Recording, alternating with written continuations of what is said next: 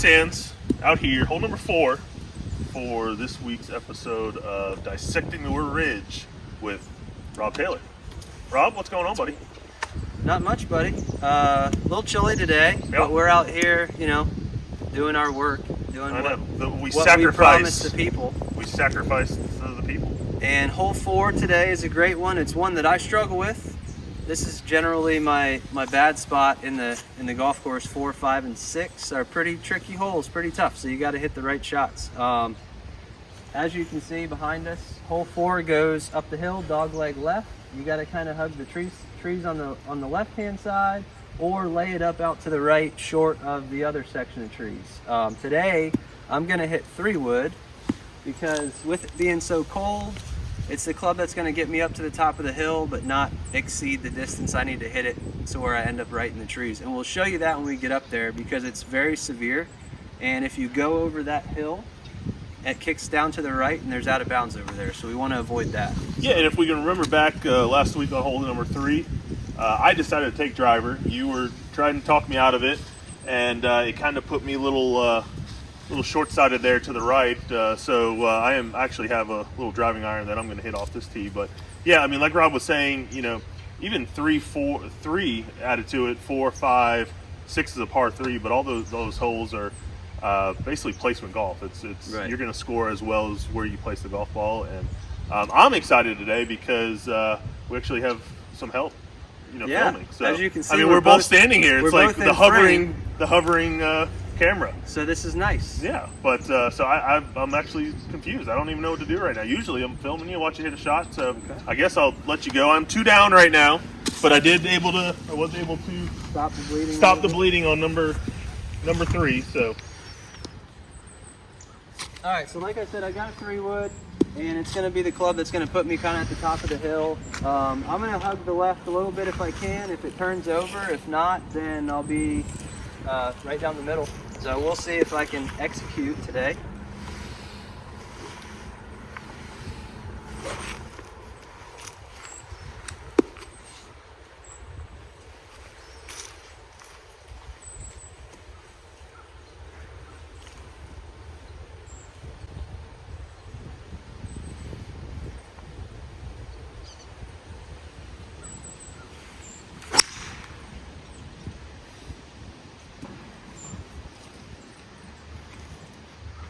And we have. All right, so Rob hit a good one. I got driving iron. I'm going to try to put this on top of him. Rob's been working with me a lot with making sure that the face stays square, my takeaway. So,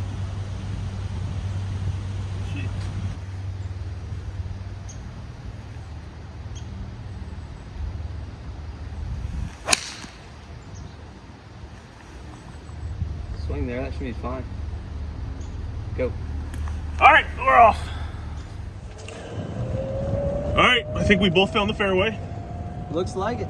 So it's probably what I should have done on number 3, but yeah, we're actually going to. Not only is it cold, but it's wet.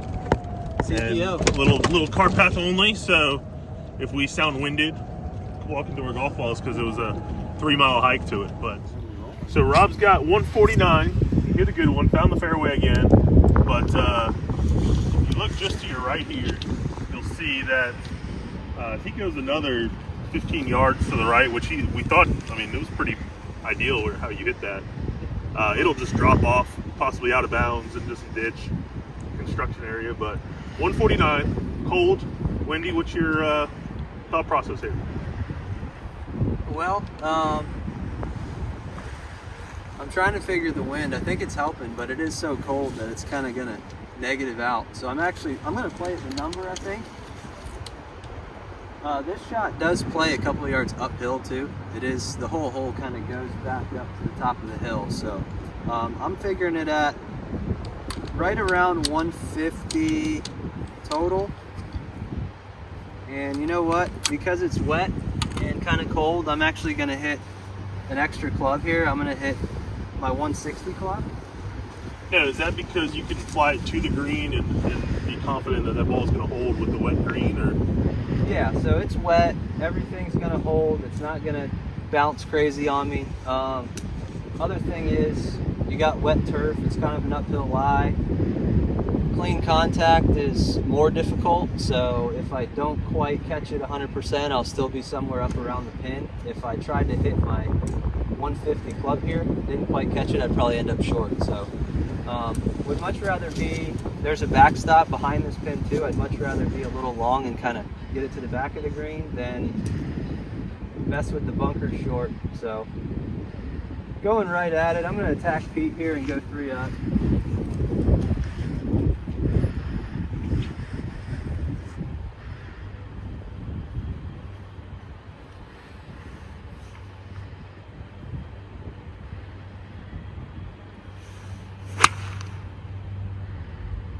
Definitely right at it.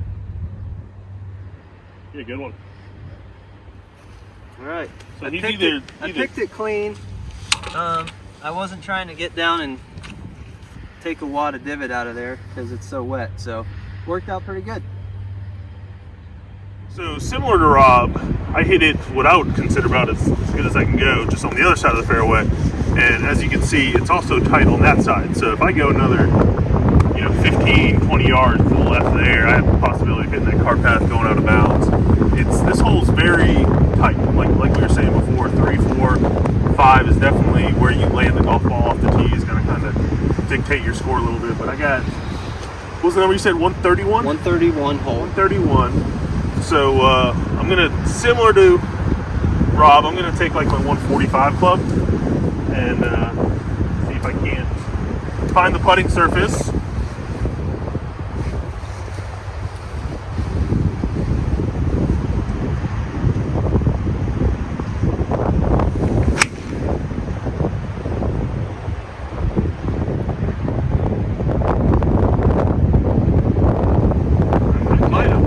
Back a little bit, actually, where I was looking. I thought that was going to take a little bit. But yeah. Is there a reason why it will affect the ball, not affect the ball? Well, out here in particular, it's a lot. You've got a lot of tall trees and the foothills of the mountains. So the wind up there is not doing the same thing as the wind might be doing at tree level or under tree level. And sometimes it can be doing the opposite. So it is tricky out here when it's very windy because the wind does swirl around. But generally speaking, today it's perfectly clear out. You can't even see a cloud in the sky, but I will look up and see if I can find a cloud, what direction it's going, because the lowest lying cloud is going to tell you what your ball's going to do, like at the peak position up top. So we very well could be, actually, the wind up there could be going the opposite direction. Yeah, I wanted to go right side of the green, thinking that wind was going to take it to the flag a little bit. Yeah. I'm going to end up being on the right side of the green. So, but happy with it because it's cold and I've taken 2 golf swings. So as expected, little long, a little bit to the right, but all in all, not too bad. Rob's over there fixing ball marks, so I appreciate that. But got a little chip shot here. Rob, any recommendations? I mean, I'm not that short-sighted, but it's also no. This one's straightforward, right? This one's pretty straightforward. It's back up the hill a little bit. Looks like you got a fairly decent lie. Again, I go back to kind of what I said on hole 2 is the best way to approach a chip shot is to try and fly it as short as you can and roll it out as much as you can. So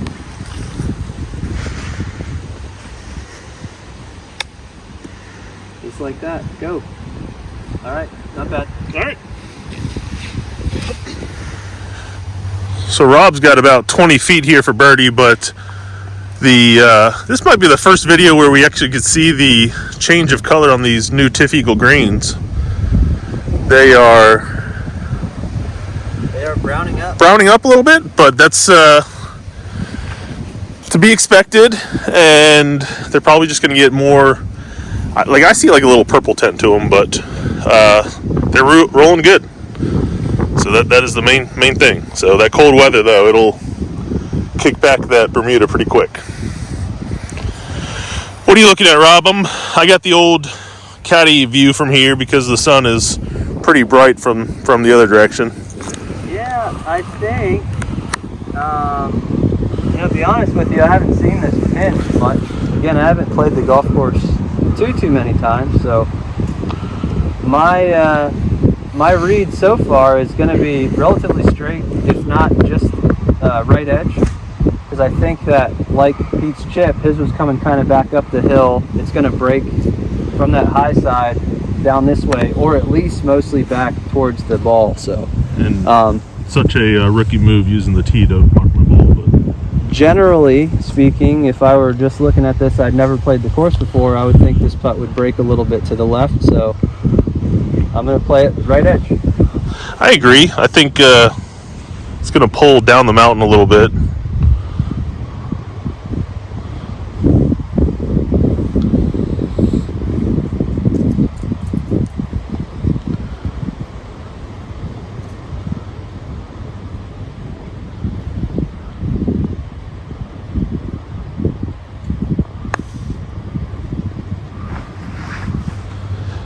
Yeah, she tried to come back. Yeah. It actually looked like a double breaker. It looked like it moved right, and then it did. It went right off. Tried to move left a little bit, but and I'd probably push to the hair too. But I'll give you that one. Good par. All right. Here's what Pete's looking at. See, I What, 4 feet, Pete? Yeah, somewhere in there. 6 in case I miss it. Okay, we'll say 6. It's actually 4. In case I miss it. But I'm gonna also play a little right edge because it just has to move. I mean, we're definitely higher up here than we are. You can see it from this angle a little better. You can see kind of where it looks like it'll want to go to the left. Gonna be in this region.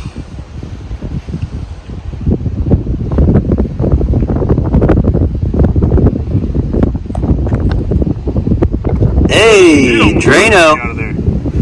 All right, 2 pars, Rob. Still down 2, going into 5. My impressions of 4 is you got to put it in play, and it's a dogleg left, so driver is definitely not the play. Probably for 60% of the golfers out there, even if you're a higher handicap, it's best to put in play on this hole. But good little par 4 that can either make your round or break your round. Yeah, I agree, Pete.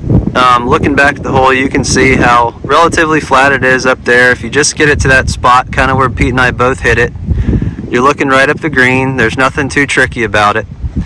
Really, the priority here is getting that first ball in play. And for me, seeing that we were cart path only, I made sure my ball was on the cart path side. So, little fat guy trick of the trade right there. Well done, Pete.